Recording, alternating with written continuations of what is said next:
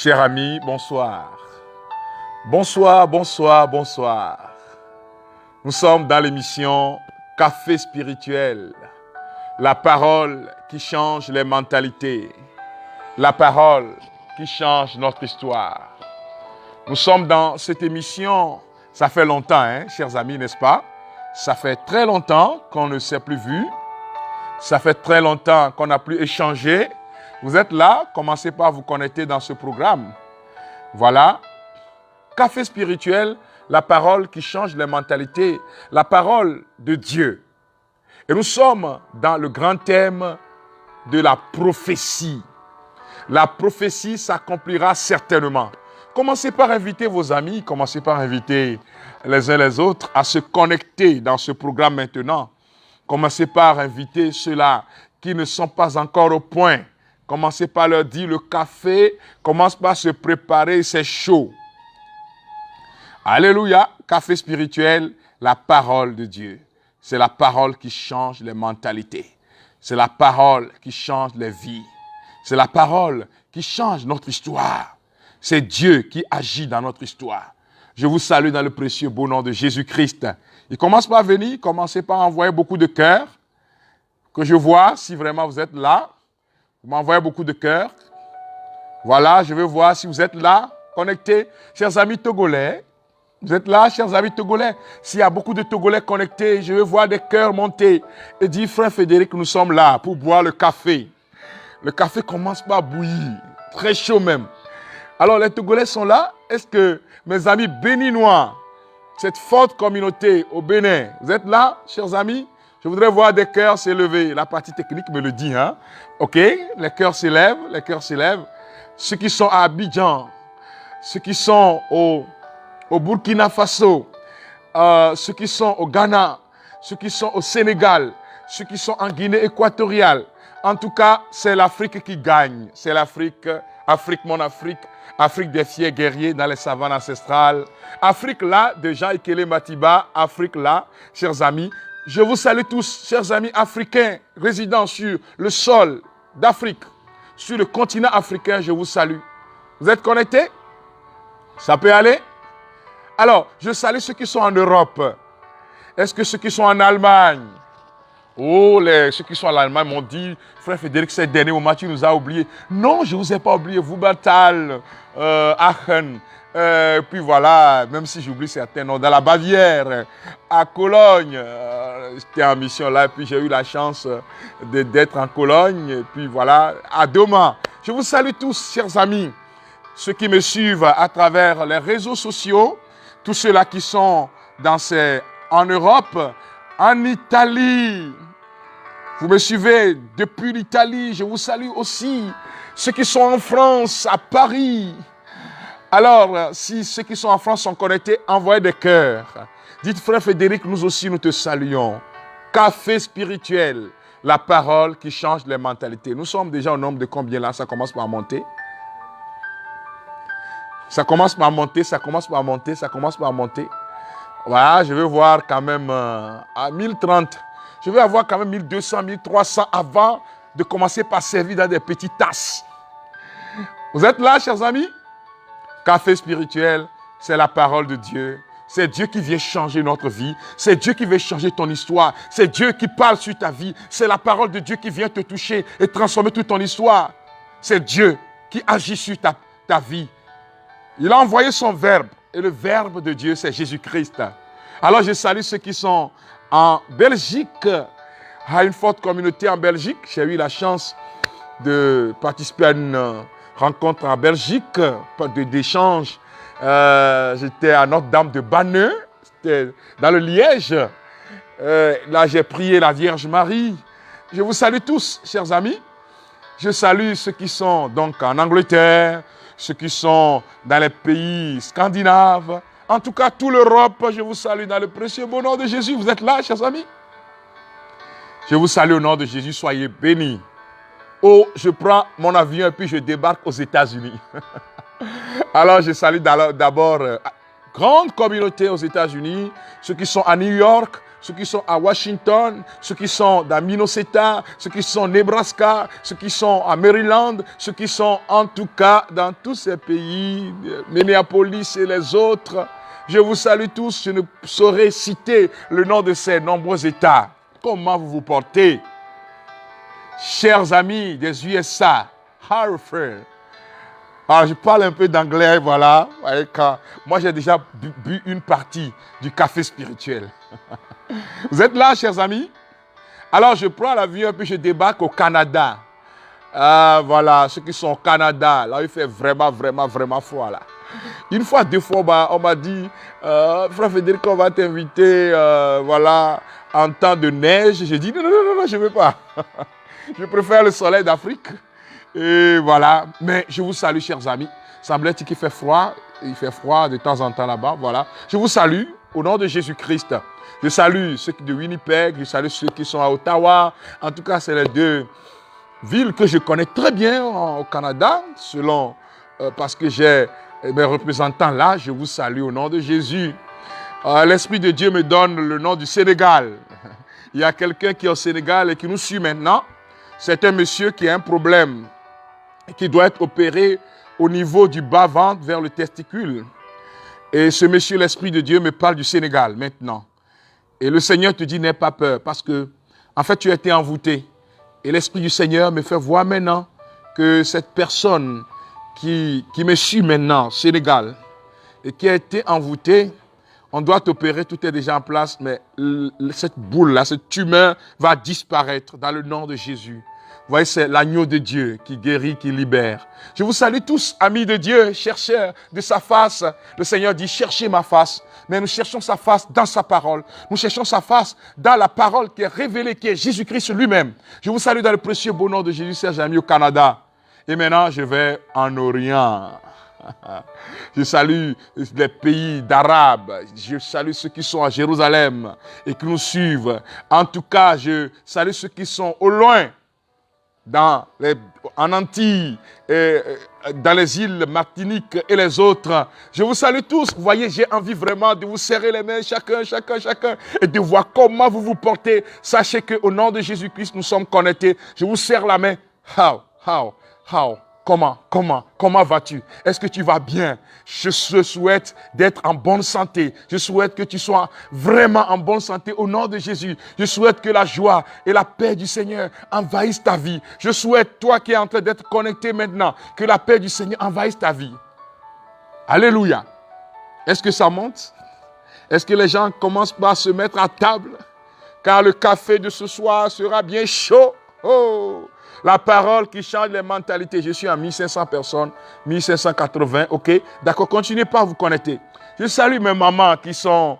Vous voyez, on m'a dit un jour, c'était ma maman, que quand nous nous connectons, il y a certaines femmes qui se retrouvent à Takpamé, dans la maison de ma maman, et qui suivent en direct. Je salue toutes ces dames-là, qui certaines fois aussi, certaines ne comprennent pas bien le français, mais essaient quand même de mémoriser ce qui est dit. L'Esprit saura vous expliquer, l'Esprit saura vous éclairer, l'Esprit saura dire à nos cœurs, à vos cœurs, chère maman, et vous qui me suivez maintenant, que le Seigneur bénisse vos familles, que le Seigneur bénisse vos enfants, que le Seigneur bénisse l'ouvrage de vos mains, que le Seigneur bénisse l'Afrique, que le Seigneur bénisse le monde, que le Seigneur nous éloigne du mal et du malin.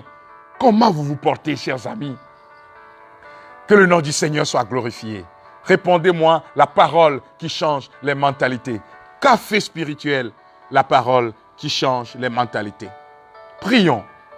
Car le Seigneur nous a dit, sans moi, vous ne pouvez rien faire. Alors, demandons à son esprit de nous éclairer. Car cette semaine est une semaine bénie. Demande au Seigneur de nous éclairer. Que son esprit vienne maintenant. Au nom du Père et du Fils et du Saint-Esprit. Amen. Dieu notre Père, je te rends grâce. Je te rends grâce pour ce moment béni. Je te rends grâce pour ce moment de grâce, de paix et de joie. Je te rends grâce pour ton esprit que tu mets à notre disposition. Esprit de feu, esprit de lumière, l'esprit qui éclaire les enfants de Dieu. L'esprit qui déverse dans nos cœurs la joie du royaume. Oh, nous t'accueillons, Saint-Esprit. Viens nous éclairer. Viens nous guider. Viens nous montrer le chemin. Nous nous abandonnons à toi, Seigneur. Et dans la puissance de ton Esprit Saint, viens remplir nos cœurs de feu, de lumière. Maintenant, au nom de Jésus-Christ, que nos cœurs soient remplis de paix et de joie pour le royaume de Dieu. Que nos cœurs soient remplis de paix et de joie. Que nos cœurs soient inondés et éclairés par ta présence. Esprit Saint, prends le devant de cette rencontre. Prends le devant et parle au cœur de tes enfants. Parle à quelqu'un. Dans le nom de Jésus-Christ, Esprit du Dieu vivant, viens remplir nos cœurs de ta présence. Dans le nom de Jésus-Christ de Nazareth. Amen. Alléluia. Au nom du Père et du Fils et du Saint-Esprit. Amen. Café spirituel, la parole qui change les mentalités. La parole de Dieu. Chers amis, nous sommes normalement à la 9e partie de la 2e saison de Café spirituel. 9e partie de cette 2e saison de Café spirituel. Et nous rendons grâce au Seigneur pour son esprit qui est à l'œuvre au milieu de nous. Alors, vous êtes connectés? Ils sont maintenant au nombre de combien? Ça monte, non? Voilà. Je rends grâce à Dieu, nous sommes à 1800 personnes connectées déjà pendant qu'on me met la lumière témoin de l'autre côté. Mettez la lumière de là-bas pour que je puisse voir. Vous savez, ces derniers moments, on a eu quelques coupures intempestives. Ça nous permettra de savoir si vous êtes 9. Yeah. Voilà, c'est très important. Je vous salue, chers amis. Nous avons commencé un thème important de la vie chrétienne. Il s'agit de la prophétie. Et nous sommes inspirés du livre de Habakkuk, où Dieu dit à son peuple que même si la prophétie tarde, elle va se réaliser. Et nous sommes partis du dictionnaire, le petit dictionnaire de théologie catholique, pour définir ce qu'on appelle une prophétie. Le dictionnaire catholique nous dit que la prophétie est une vision du futur. Ça, c'est ce qui va se passer dans l'avenir. Dieu le révèle. Il le révèle au messager. De sorte que le prophète est un messager. Il n'apporte pas sa parole à lui. Non, mais il reçoit de Dieu et communique aux hommes. Il reçoit de Dieu et communique à son peuple en vue d'édifier, en vue d'éclairer, en vue de montrer la voie à suivre, si vous voulez, en vue de guider, en vue d'avertir le peuple par rapport à un danger imminent ou l'interpeller par rapport à un comportement que Dieu désapprouve. Chers amis, je ne pourrais pas faire tout le point parce que le résumé, la bénédiction risque d'être plus grande que la messe. Alors, nous avons parlé des obstacles à la prophétie. Et nous avons essayé d'étendre, si vous voulez, d'étendre notre réflexion de la notion de prophétie. Que si quand on parle de prophétie, on parle aussi de la vision de Dieu sur la vie de quelqu'un. De ce que Dieu veut réaliser dans la vie de quelqu'un. De ce que Dieu veut réaliser dans la vie d'une personne. Et elle va s'accomplir nécessairement. Mais il faut que l'homme collabore, laborare, que l'homme travaille avec Dieu pour que ce que Dieu veut faire puisse se réaliser. Et vous voyez, nous sommes dans le mois d'octobre pour nous catholiques et pour ceux-là qui ont aussi cette dévotion mariale. Dieu a rêvé. Dieu a rêvé s'incarner et non se réincarner, non. Le chrétien croit en l'incarnation et non en la réincarnation. Dieu a voulu prendre chair dans l'humanité. Dieu a voulu prendre chair dans le cours de l'histoire des hommes. Et Dieu a rêvé passer par les hommes, passer par une femme. Vous me suivez, chers amis? Oui. Dieu a voulu passer par les hommes. Et Dieu, dans son rêve, dans sa vision, a vu Marie, la jeune fille de Nazareth, qui n'a point connu d'homme. Et Dieu va envoyer son messager en la personne de l'archange Gabriel. Gabriel arrive, je te salue Marie. La jeune fille est troublée par cette salutation. Elle se demande c'est quelle façon de saluer les gens ça. On peut le dire un peu en blaguant. Vous êtes là, il m'arrive de parler. Ma langue, c'est normal. Si je connais bien, peut-être ta langue, je vais le parler aussi. Alors, il y a une conversation entre Dieu et Marie. Puisque le messager de Dieu, c'est le représentant, le lieutenant de Dieu. Et Marie, à un moment donné, l'archange va lui dire que tu tomberas enceinte. Et tu vas mettre au monde un fils. Tu lui donneras le nom d'Emmanuel. Marie dit, mais écoute, moi je ne connais pas d'homme. Voilà une jeune fille curieuse qui veut même quand même comprendre ce que Dieu va faire. Et l'archange va prendre soin de lui expliquer un peu. Que l'Esprit du Seigneur viendra sur toi. Et voilà, le reste va se faire. Et Marie dit, je suis la servante du Seigneur, qu'il me soit fait selon ta parole. Mais l'archange a pris soin de lui dire, car rien n'est impossible à Dieu. Car ce que Dieu dit, ce que sa bouche a dit, sa main l'accomplit. Ce que sa bouche a dit, sa main l'accomplit. Car quand Dieu parle, la chose se réalise. Mais pour qu'elle puisse se réaliser aussi, il faut que l'homme adhère à la parole de Dieu. Et adhérer à la parole de Dieu, donner son approbation à cette parole, c'est ça l'œuvre aussi de la foi. Pour que la prophétie sur ta vie s'accomplisse, il faut un certain nombre de travail. Et nous avons parlé justement de tout ce qui bloque la prophétie, certaines fois, l'idolâtrie, où nous nous éloignons. Nous avons touché de doigts, je prends à brûle pour point, voilà, de façon éparse. Nous avons parlé de comment nous devons être accrochés à la parole. Et j'ai pris à témoin Josué, chapitre 1. Quand Dieu, après la mort de Moïse, avait décidé de remettre la mission entre les mains de Josué, il lui dit, Josué, fils de Nun, Moïse, mon serviteur, est mort. C'est à toi que revient la charge d'accompagner ou bien de conduire ce peuple jusqu'à la terre promise. Et Dieu lui a dit, il suffit d'être fort et courageux, mais il suffit d'être accroché à ma parole, à la parole qui change les mentalités. Ne t'en écarte ni à droite ni à gauche, alors tout ce que tu feras réussira pour toi.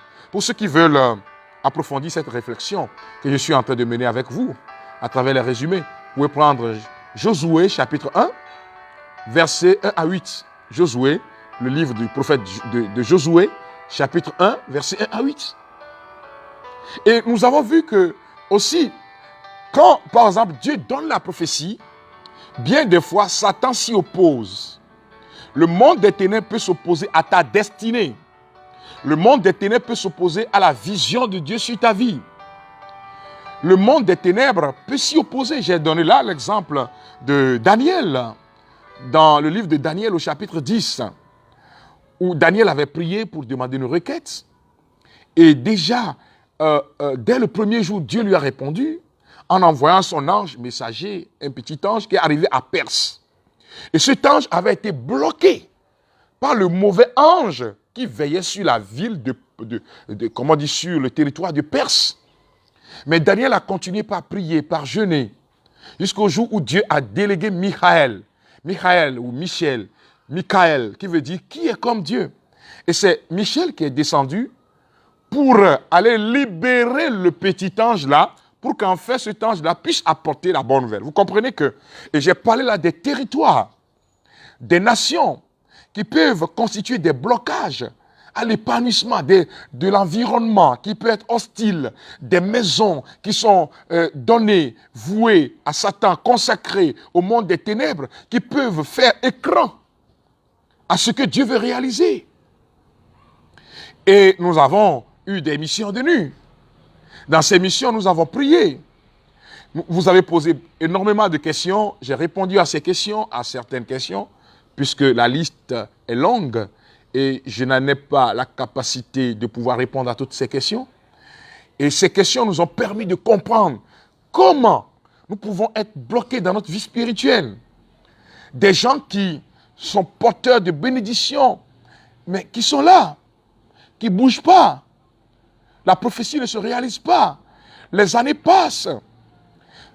Certaines fois même, il faut quitter la terre de son papa, le pays de ses grands-parents, de ses aïeux.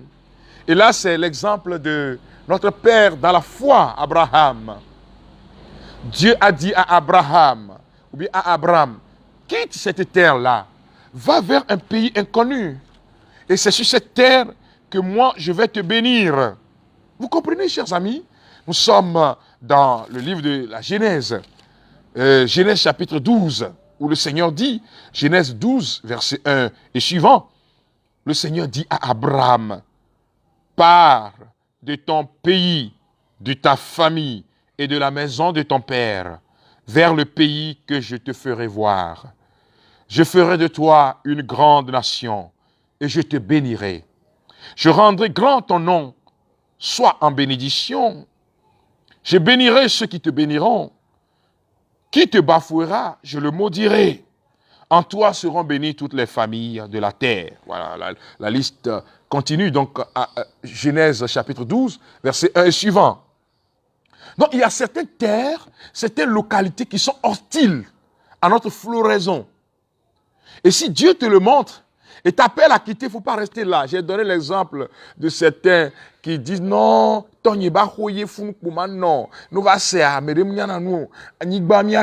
sont là, qui sont en train de végéter dans la pauvreté, de s'assombrir tous les jours. Mais écoute, si cette terre ne t'arrange pas, mais quitte. Si dans la prière, le Seigneur te le montre et que tu as la grâce de quitter cette maison-là, monsieur, tu n'es pas obligé, en te mariant, d'aller rester encore dans la maison familiale. Et chaque jour, c'est des querelles sur querelles. Mais si tu as les moyens, quitte.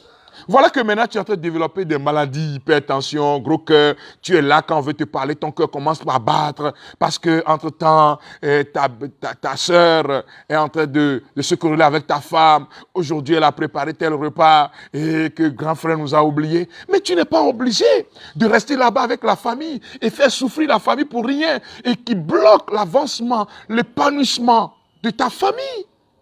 Monsieur, eh bien, tu es en train de dire, le Seigneur me montre, monsieur, la personne a 2 bagues portées donc au doigt,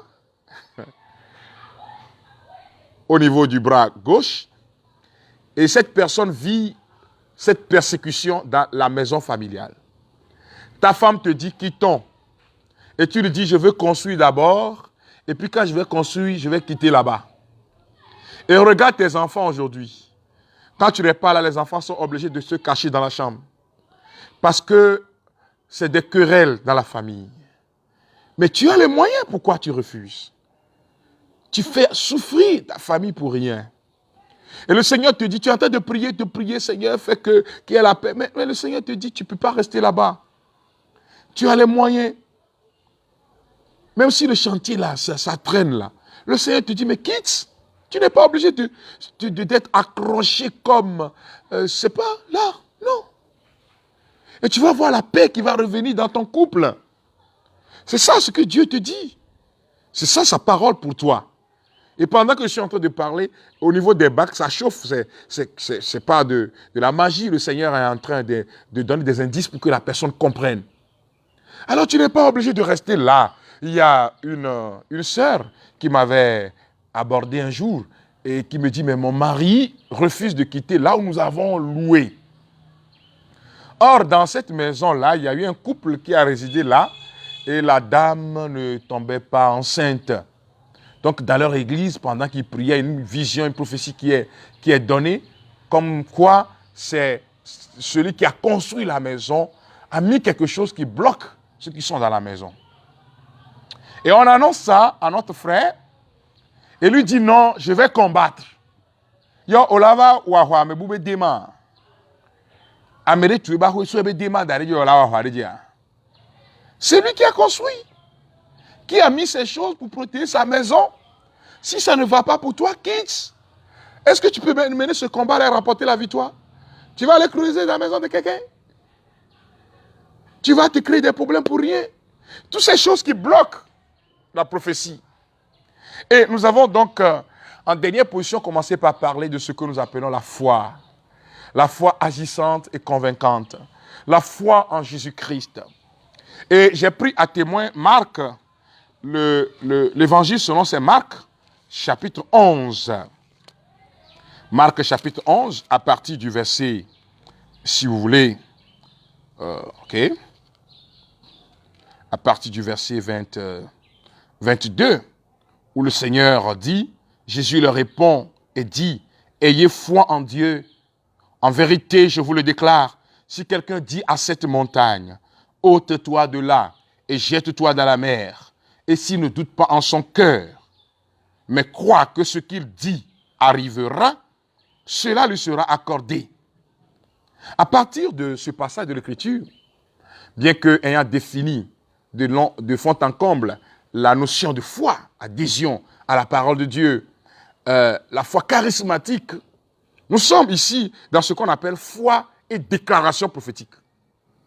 Jésus dit, dire à cette montagne, dire à cette situation, en d'autres termes, ordonner à la situation. Croire en Jésus-Christ et ordonner au vent de s'arrêter. Ordonner au mauvais de reculer. Donc nous sommes en train d'aller vers le phénomène de la prophétisation. Suivez-moi très bien aujourd'hui. Ici, il ne s'agit plus d'un prophète qui vient te dire. Il ne s'agit pas de recevoir un message au cours d'une prière. Il ne s'agit pas d'un homme de Dieu qui vient prophétiser sur ta vie. Mais en tant que chrétien, ayant reçu Jésus-Christ comme ton Seigneur et ton Sauveur, ayant été baptisé, si vous voulez, au nom du Père, du Fils et du Saint-Esprit, tu as la capacité, parce que tu deviens prêtre, prophète et roi, tu as la capacité et le pouvoir d'ordonner aux circonstances. Et j'appelle cela des déclarations sur ta vie. Avant de le faire, qu'est-ce qu'il faut faire d'abord? Tu invoques le Saint-Esprit. Ceux qui prient en langue, invoquez l'Esprit Saint en priant en langue. Kobo shakarabo sekerebo lantaraboria. Rikamolono komo shekenderebebe. Vous demandez à l'Esprit Saint dans une invocation puissante de venir remplir ton cœur. Tu me suis? Café spirituel? La parole qui change les mentalités. Ça monte un peu. On est proche. Et plus. Alléluia. 1936. 1936. Quand je vois 1936, en 1936, Matt Robin prophétisait ceci. Matt Robin, ceux qui sont en France connaissent l'histoire de cette... qui est resté couché au lit pendant des années, je crois 50 ans, si j'ai bonne mémoire. Si j'ai oublié, ce n'est pas grave. Et la seule nourriture de Matt Robin, c'était l'Eucharistie. On dit qu'elle avait été complètement paralysée. Et même les muscles au niveau de la gorge, ça ne fonctionnait plus. Mais quand l'Eucharistie vient, elle prend. Et cela me rappelle même l'histoire de ma tante, qui est, je suis assuré au ciel maintenant. Et quand elle est tombée malade, même dans le coma, tout ce qu'on administrait, c'était les derniers moments, ça sortait par les narines et puis par les oreilles, tout ça. Mais quand le prêtre est venu, quelqu'un qui est dans un coma profond, quand le prêtre est venu, le prêtre dit « corps du Christ » et celui qui est dans le coma ouvre la bouche et prend la communion. Ah, qui mange ma chair et boit mon sang à la vie éternelle, et je le ressusciterai au dernier jour. Donc, en 1936, Matt Robin prophétisait. L'Église va connaître un moment où les laïcs auront beaucoup à faire dans l'évangélisation. Et c'est ça que vous voyez aujourd'hui avec, en 1967, l'avènement du renouveau charismatique catholique. Parce qu'avant, un laïc ne pourra pas prendre la parole que je suis en train de le prendre comme ça. L'Église avait aussi ses raisons, même si certaines fois c'était trop. Et donc, Matt Robin a prophétisé qu'un temps vient où beaucoup de laïcs, Dieu va donner cette grâce aux laïcs de prêcher la parole, de partager avec leurs frères leurs témoignages. Cela ne veut pas dire, pas du tout, que la mission du sacerdoce ministériel est, comme on dit, du prêtre, n'a plus son sens. Pas du tout. Mais Matt Robin annonce qu'un moment vient, et c'est ce moment, je suis assuré, de ce que nous voyons dans tous les pays du monde entier où les laïcs, les gens me demandent, tu es prêtre? Je dis non. Tu es pasteur? Je dis non. Je suis laïc engagé dans la mission du Seigneur. Donc, chers amis, je suis en train de parler de la prophétisation ou encore la déclaration prophétique, où nous sommes appelés à parler sur notre vie. Nous sommes appelés à déclarer de bonnes choses sur notre vie, pas en notre nom. C'est ça la différence avec les chrétiens. Formateur, coach dans le développement personnel, j'ai eu à former beaucoup. Maintenant, je mets tout ça là, à l'actif de la parole de Dieu. Nous avons formé sur les PNL, programmation neuro-linguistique, qui vient de la pensée de la parole. Ce que tu déclares sur ta vie, ce que tu déclares, finit par se réaliser. Mais moi, je dis la PNLB. C'est moi qui ajoute le B. Programmation neuro-linguistique biblique. C'est-à-dire inspiré de la parole de Dieu. Ce n'est pas ce que tu déclares simplement, mais ce que tu déclares au nom de Jésus. Il y a une différence, hein? Jésus dit, en mon nom, vous chasserez les démons. Ce n'est pas dit, tu n'as pas la capacité de chasser le démon. C'est un esprit qui est plus fort que toi. Mais tu le déclares sur ta vie au nom de Jésus. Donc, tu te lèves, que ce soit le matin, ou que ce soit la nuit, ou que ce soit un temps précis de ta vie, et tu invoques l'Esprit Saint, et tu parles sur ta vie, en signant avec le précieux et beau nom de Jésus. Tu dis, je suis en bonne santé, au nom de Jésus. Je suis qualifié pour la bénédiction, au nom de Jésus. Je suis qualifié pour la santé parfaite, au nom de Jésus. Je suis une référence pour ma nation, au nom de Jésus. Je suis une référence pour ma famille, au nom de Jésus. Mon couple est rempli de paix, de joie et de bonheur, au nom de Jésus. Je suis une référence de prospérité, au nom de Jésus-Christ. Tu déclares ces bonnes paroles-là. Nous sommes là dans ce que Jésus a dit, une autre dimension de la foi. Vous direz à cette montagne, aux situations qui sont devant vous. Est-ce que tu me comprends? Café spirituel, la parole qui change les mentalités. La parole de Dieu qui change notre vie. Donc, Jésus dit, vous direz à cette montagne. Tu parles à ton utérus et tu lui dis, au nom de Jésus, tu reçois l'enfant. Tu lui parles, tu déclares. Là, ce n'est plus le prêtre, ce n'est plus le prophète, ce n'est plus le pasteur, ce n'est plus l'homme de Dieu qui viendra dire à ta place. Tu parles à ta terre, reçois la bénédiction. Tu parles même quand tu vas dans ta boutique, cette boutique qui est bloquée, où les gens ne viennent plus, tu parles à tout ce qui doit se vendre là. Si c'est des boîtes de conserve, tu dis au nom de Jésus, maintenant, commencez par sortir, que des clients viennent. Tu commences par parler aux situations, aux circonstances. Alléluia. Tu commences par parler, pas en ton nom, mais au nom de Jésus-Christ. Tu commences par dire, tu commences par ordonner, tu commences par programmer à travers ta parole. Si Dieu a créé le monde par sa parole, si Dieu a dit, il a ordonné que la lumière soit et la lumière fut, il a ordonné que des poissons se mettent en mouvement dans les eaux et cela va s'accomplir. Il a ordonné que des bêtes et bestioles apparaissent et cela va s'accomplir. Et en créant l'homme à son image et à sa ressemblance, en façonnant l'homme à son image et à sa ressemblance. Quand il va dire faisons l'homme à notre image et à notre ressemblance, où nous sommes là dans Genèse, le livre de la Genèse, nous sommes toujours dans la création, dans le livre de la Genèse, où Dieu dit faisons l'homme à notre image et à notre ressemblance, afin que ce dernier agisse comme nous, qu'il domine sur les oiseaux du ciel et les bêtes qui se meuvent sous les eaux. Alors, Dieu a ordonné à l'homme, a donné à l'homme la capacité. Nous sommes dans Genèse chapitre 1, verset 26.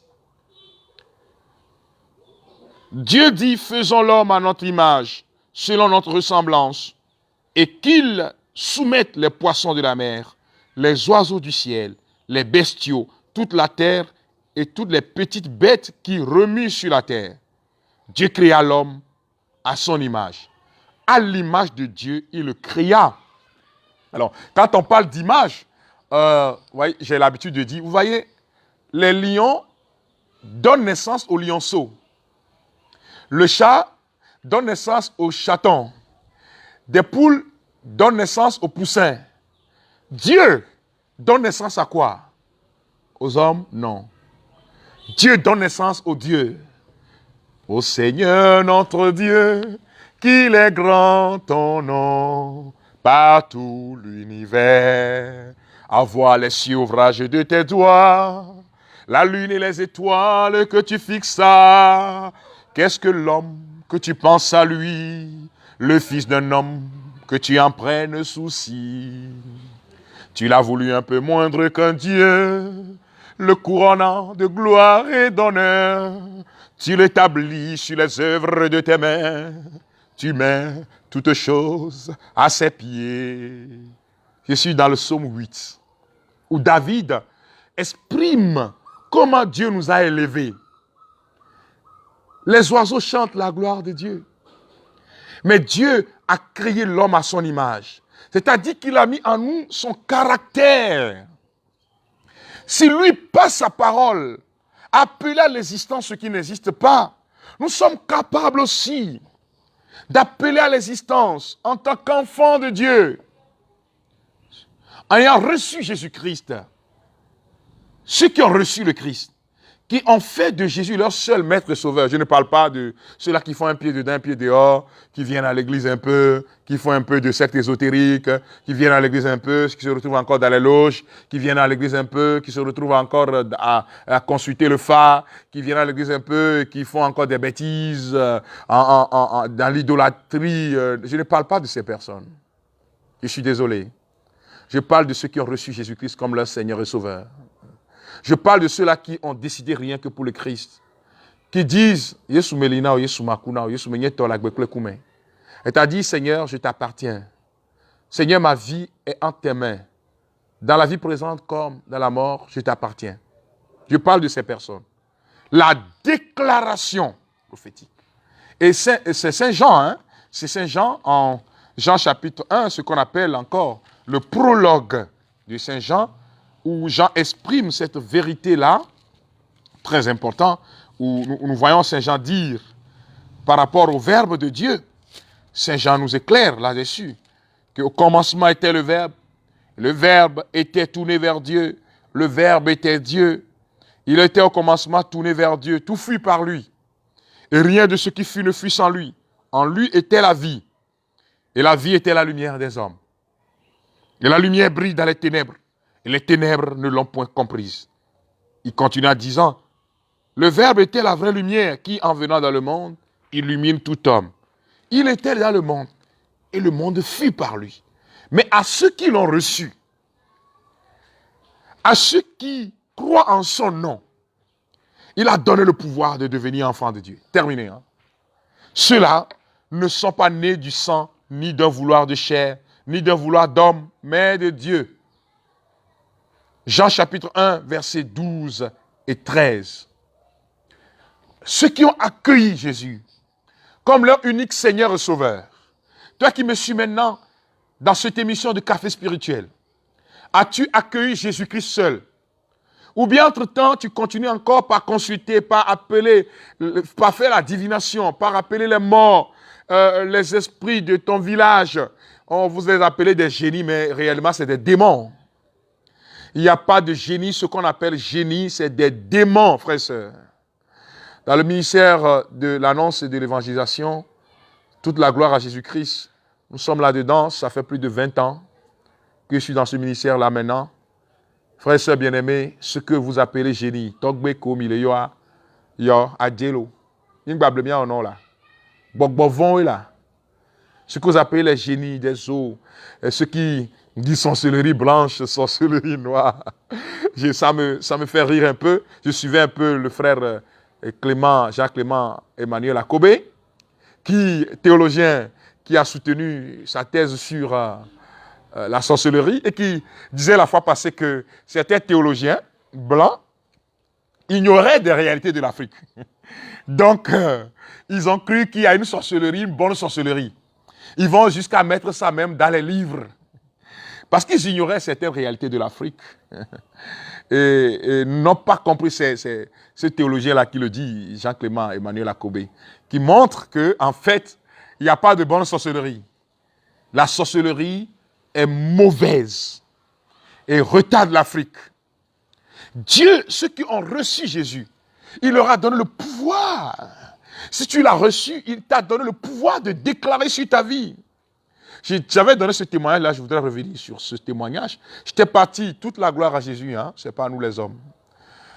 Nous sommes partis annoncer l'évangile dans une localité qu'on appelle, comment on dit, Bomé. On revenait dans la nuit, vers 23h comme ça. J'ai entendu un bruit, et puis le tableau de ma voiture s'allume.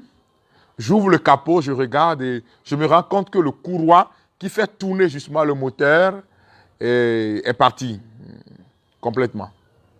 Et j'étais en mission là, accompagné avec deux frères. Et puis le frère me demande, berger, il y a quel problème? Je lui ai dit, tout va bien. C'est ça ma déclaration. Or, sans courroie, la voiture ne peut pas démarrer. Donc j'ai fermé la voiture et j'ai déclaré, j'ai parlé à la voiture au moteur, que tu aies ton courroie ou pas, nous allons arriver à Lomé, point barre. Et j'ai mis le contact. Opérer dans le surnaturel, chers amis. Le chrétien est un homme du surnaturel. Le chrétien n'est pas accroché nécessairement à la réalité. Le chrétien est accroché au réel. C'est philosophique, mais c'est réel. Il voit au-delà des circonstances. Quelqu'un va me dire, mais ça c'est de la magie. Ce n'est pas de la magie. C'est cette grâce-là donnée à l'église, aux enfants de Dieu. Et déclarée sur ma voiture, tu rentres. J'ai mis le contact et j'ai mis l'accélérateur, ça a pris. J'étais conscient dans mon esprit, sur le plan humain, qu'il n'y a pas de courroie. Mais sur le plan spirituel, je savais que ma voiture était portée par les anges. Leur mission est de nous accompagner. Nous sommes arrivés. Le lendemain, j'appelle le mécanicien qui va faire le constat. La remarque, il me demande, mais monsieur Sabat, frère Frédéric, comment est-ce que tu es arrivé à la maison? Puisqu'il n'y a pas de courroie. Je lui dis, mon ami, laisse. La puissance de Dieu est à l'œuvre. Tu déclares sur ta maison. Tu déclares sur tes enfants. Il est temps de parler sur tes enfants. De dire des merveilles de Dieu sur leur vie. De dire, tu vas réussir. Bien sûr, il faut aussi éduquer les enfants. Il faut les éduquer, chers parents. Il ne faut pas les laisser comme ça et dire, je déclare, c'est fini. Non. Tu dis, mon enfant ne sera pas à la merci de cette civilisation de mort. Tu dis, mon enfant sera un exemple pour cette nation. Tu dis, mon enfant, au nom de Jésus-Christ, sera une référence. Tu dis, dans mon entreprise, dans mon lieu de travail, je serai une référence pour la gloire de Dieu. C'est ce à quoi nous sommes appelés, frères et sœurs, sur cette terre. Et opérer dans cette dimension-là, qui est la dimension de Dieu.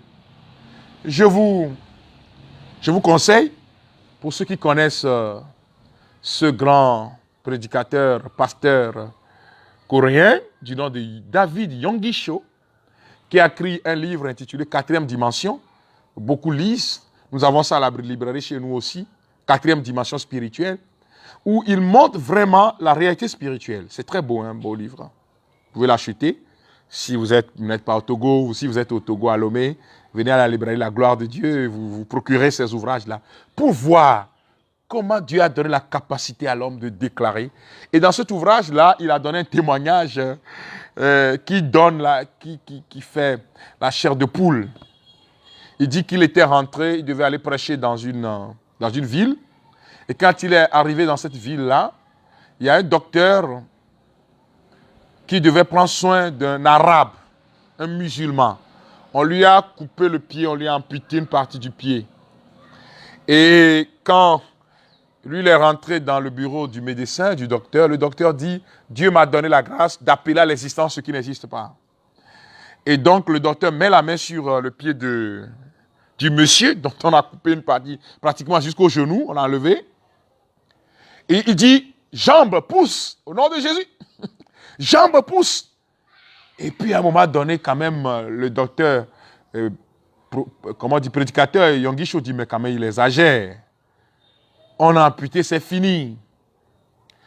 Et le monsieur priait, il déclarait, jambes, pousse, jambes, pousse. Et puis David Yonggi, paix à son âme, il est mort, je crois que ça fait à peine un mois. Il dit que devant lui, la jambe pousse. Il y a une jambe qui est sortie. Wow! Oh, frère et soeur bien-aimés, ce n'est pas de la blague, hein? C'est la réalité pure. J'ai vu au cours d'une mission d'évangélisation, l'enfant a un seul testicule. Et pendant qu'on déclarait, tu dois déclarer, dire au cancer, recule, tu dois déclarer, dire maintenant tout ce qui bloque ma vie. Quitte, au nom de Jésus. C'est ça que tu vas faire. Et durant 3 jours, à partir de demain, mardi, 21h, mercredi, 21h, jeudi, 21h, nous allons prier. Nous allons arracher de la main de celui-là qui nous a volé notre bénédiction. Mais aussi, frères et sœurs bien-aimés, pour que la prophétie se réalise, je parlerai, il faut travailler. Prier, mais il faut travailler, chers Africains. Il faut se mettre au travail pour que l'Afrique change. Il ne faut pas rester là les bras croisés. C'est ça aussi, frères et sœurs bien-aimés. Mais déclarer. David Yonggi dit, mais ce n'est pas possible. Et j'ai expérimenté ça beaucoup de fois, des organes qui n'existaient pas, qui sont apparus. C'était au cours d'une mission d'évangélisation. La personne est venue, on dit que les ligaments sont coupés. Il faut intervenir. Après l'intervention, la personne doit faire des rééducations. Et au nom de Jésus-Christ, et sur le champ, la dame a enlevé tout ce qu'on a pris pour immobiliser le membre. Et les ligaments se sont soudés en même temps. La déclaration prophétique au nom de Jésus-Christ. Tu parles aux circonstances avec foi et conviction que le Seigneur va faire quelque chose. Je prie maintenant sur ta vie au nom de Jésus. Je déclare maintenant au nom puissant de Jésus-Christ que ta vie ne sera plus à la merci du monde des ténèbres. Je déclare au nom de Jésus-Christ que le pouvoir des ténèbres n'a plus sa place dans ta vie, ni dans ta maison, ni dans ta famille. Ils sont en train de partir maintenant au nom de Jésus. Que la vie Zoé vous soit communiquée. Que la vie de Dieu te soit donnée. Maintenant au nom de Jésus. Que la maladie quitte. Que ta destinée se réalise en Dieu.